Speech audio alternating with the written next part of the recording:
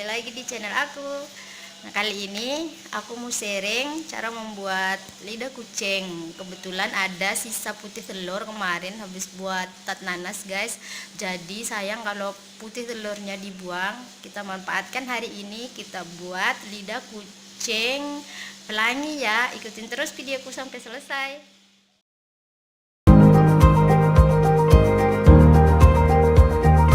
500 gram tepung terigu, 2 gelas gula halus, 175 gram putih telur, vanilla secukupnya, dan pewarna. Ini saya pakai warna merah, hijau, dan oranye.